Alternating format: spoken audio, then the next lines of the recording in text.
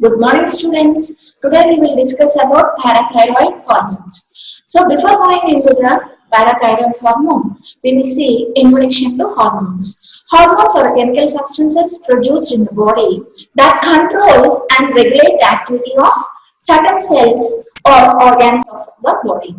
Mainly, these hormones are secreted by special glands, and these glands are termed as endocrine glands. The hormones are termed as chemical messengers, and they are the parts of the endocrine system. So this is the picture depicting the different types of endocrine glands present in our body. So this is a thyroid, and this is a parathyroid gland, thymus, adrenal gland, and pancreas, testes, ovaries, and coming here the major one, hypothalamus, pineal, and pituitary glands. So these are the different types of endocrine glands present in our body.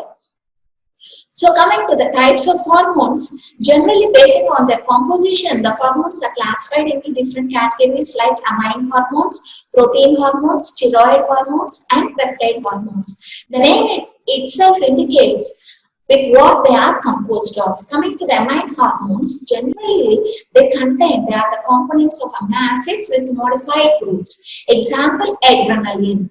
Coming to the protein hormones are components of long chain linked amino acids, and the best example is ADH, antidiuretic hormone. And the third variety is the steroid hormone. The name itself indicates these hormones are derived from cholesterol, and the best examples are the sex hormones like testosterone, estrogen, aldosterone, etc. And the last one is the peptide hormone. Generally, these are composed of short peptides. Example, glucagon, prolactin, ethnocorticotropic hormones, parathyroid hormone. So our hormone, that is parathyroid hormone, is an example for peptide hormone. Now we will see about parathyroid hormone. So parathyroid hormone is secreted from the 4 parathyroid glands, which are very small glands in the neck region, and they are located behind the thyroid gland. So these, if you observe here, 4 dots are representing, and these 4 dots are nothing but the parathyroid gland, and these glands are present behind the thyroid gland. Parathyroid hormone is secreted by the chief cells of the thyroid glands. These glands. So parathyroid hormones are secreted by the chief cells of the parathyroid glands as peptide containing 84 amino acids. Coming to the function, it mainly acts to increase the concentration of calcium in the blood, and it is important in bone remodeling, which is an ongoing process in which bone tissues is alternately reabsorbed and rebuilt over.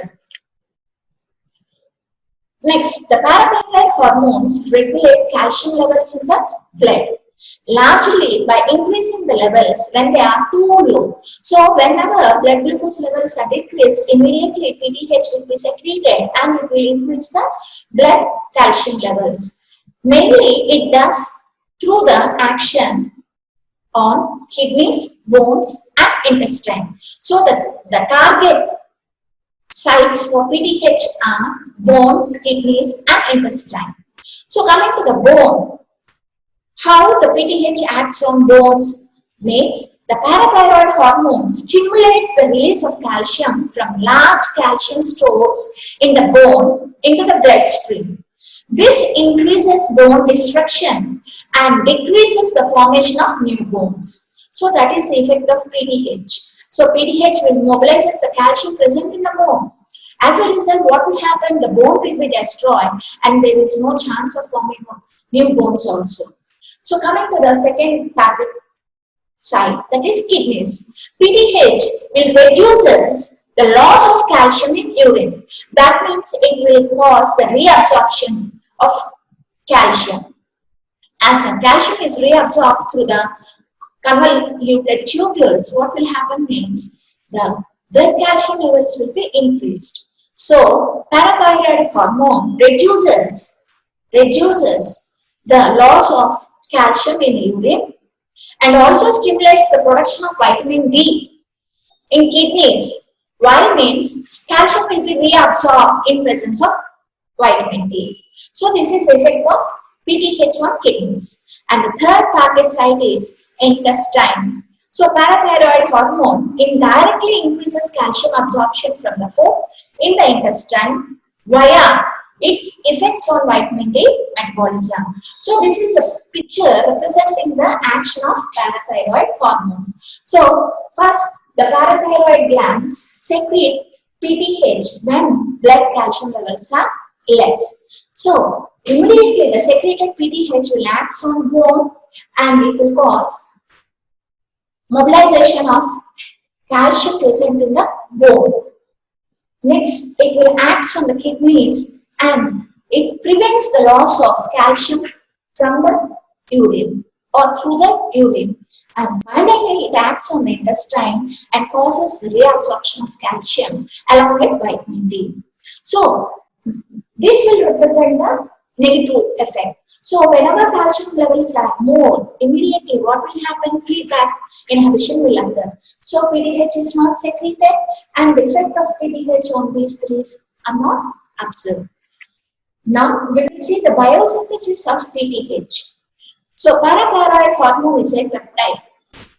It is a polypeptide of 84 amino acids that is synthesized and secreted by the parathyroid glands. The hormone acts on the target organs, bones, kidneys, and intestine to promote the flow of calcium into the extracellular fluid. The secretion of PTH is regulated by the concentrations of calcium in the blood and extracellular fluid, thus maintaining calcium homeostasis. So what is the main function of PTH means? Maintaining the calcium homeostasis in our body. In our studies of the factors controlling the synthesis and release of PTH, it was identified a biosynthetic pathway for the hormone that involves its formation via two sequential proteolytic cleavages from a larger biosynthetic precursor. So the initial product synthesized in the parathyroid gland slices in vitro or by translation of parathyroid gland mRNA in cell-free systems, a pre-pro thyroid hormone of 115 amino acids is produced. This initial pre-pro hormone, either during growth of the nascent chain or within first minute of completion of synthesis, it is converted to an intermediate precursor, that is pro-parathyroid hormone, which is of 90 amino acids by the removal of 25 amino acids, which is termed as signal peptide.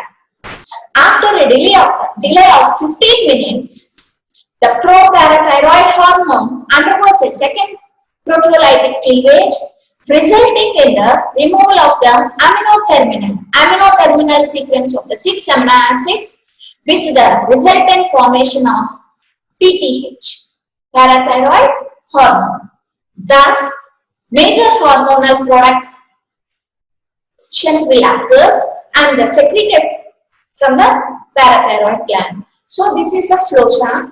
So, pre-pro-parathyroid hormone is the precursor form. It is having 115 amino acids. This on maturation, it will be cleaved into signal peptide and pro-parathyroid hormone. This pro-PTH contains 90 amino acids and this again on the second round, it will lose 6 amino acids and it forms the functional PTH. So this is about the parathyroid hormone biosynthesis. Now we will see the function of parathyroid glands. So these parathyroid glands secrete parathyroid hormone, which is represented as PTH. What are the main actions, hormone actions? Means first one, it will increase the absorption of calcium in intestine, increase reabsorption of calcium from bones, and the third one is increase reabsorption of calcium from distal convoluted tubule of the nephron. Thus results in rise in blood calcium level. So this is a picture showing the mechanism of action of parathyroid hormone. So whenever calcium levels are decreased, immediately a message will passes to parathyroid gland and parathyroid hormones will be produced. And this parathyroid hormone will act on kidneys and brain so that reabsorption of calcium will occur and the calcium levels will be increased. Now we will see the difference between mode of action of parathyroid hormones in presence of high calcium levels and low calcium levels. So when high calcium levels are there, so immediately what will happen? This calcium will bind to the receptor and this will inhibit the PTH secretion. When calcium levels are less, what will happen means the calcium is not able to bind to the receptor, so there will be no inhibition, and as a result, PTH will be secreted, and the secreted PTH will increase the blood calcium levels. So what I mean to say is, decreased or low calcium levels is a stimulus for the secretion of PTH, and thus secreted PTH will increase the calcium levels. Coming to the effect of PTH. PTH mainly acts on three organs. They are the bones, kidneys and intestine. Bones. So how PTH acts on bones means parathyroid hormone stimulates the release of calcium from calcium stores in the bones into the bloodstream. So what are the calcium stores in the bones means? The calcium hydroxyapatite crystals. Calcium hydroxyapatite crystals present in the bones are released in the bloodstream. This increases bone destruction and decreases the formation of new bones. Coming to the second target organ, that is kidneys. Parathyroid hormone reduces loss of calcium in the urine. Next, the parathyroid hormone also stimulates the production of active vitamin D in the kidneys.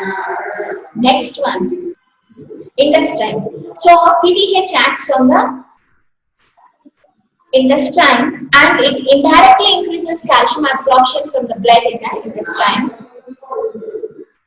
Via it affects on vitamin D metabolism.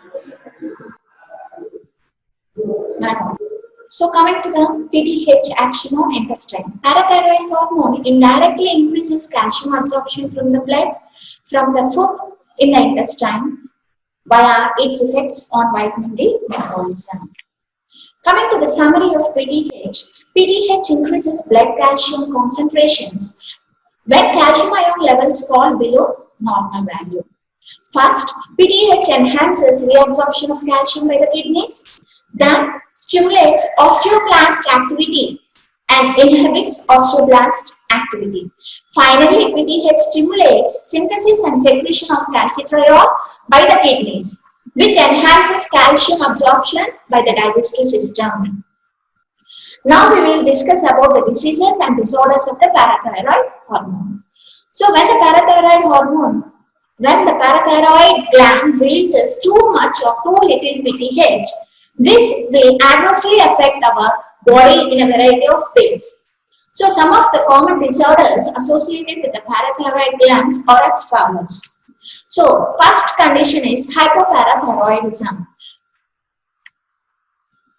So what are the causes for hypoparathyroidism? Means hypoparathyroidism is a combination of symptoms due to inadequate parathyroid hormone production. Hypo means less. That means inadequate parathyroid hormone production is called hypoparathyroidism. This leads to decreased blood levels of calcium. That means hypocalcemia, and increased levels of blood phosphorus, which is termed as hyperphosphatemia. The symptoms are decreased calcium levels in blood and sensitive nerves, uncontrollable spasms of the limbs. Coming to the treatment, daily calcium and vitamin D supplements. So coming to the treatment, daily calcium intake and vitamin D supplements. The second condition is hyperparathyroidism. Hyperparathyroidism. So what do you mean by hyperparathyroidism?